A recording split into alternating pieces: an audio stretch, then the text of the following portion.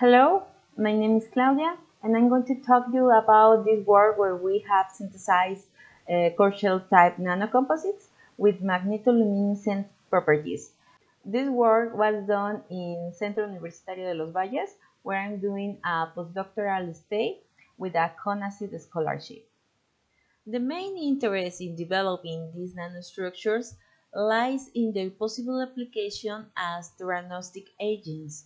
This means that a nanomaterial can be used to help in disease diagnosis, and at the same time it can provide therapy to the affected area. It is known that nanoparticles of magnetite have been applied in cancer treatments using the hyperthermia method.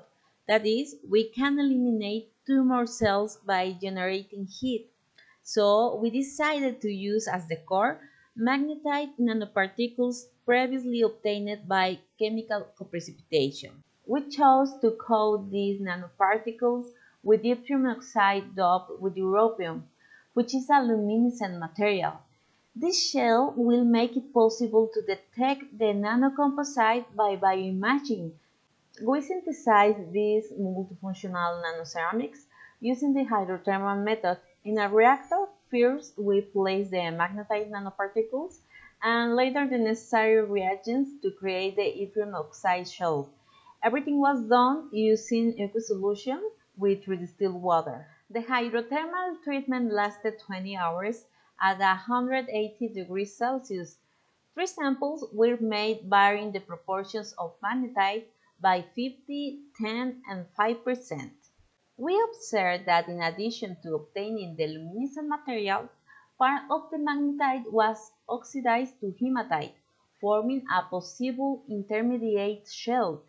The results were verified by X-ray diffraction, where we identified the crystalline phases of these components. We also have done Ribet refinements, where we have calculated that almost 40% of the magnetite was converted to hematite, and it happens in all samples.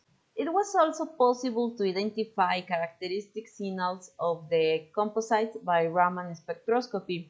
We studied the relationship between luminescent and magnetic properties, and we found that the red emission intensity decreases when the magnetite portion increases, and reciprocally, the magnetization saturation improves.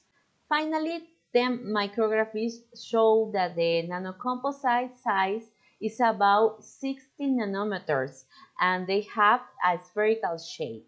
We conclude that nanocomposites are capable of emitting red light, and apparently they present superparamagnetism.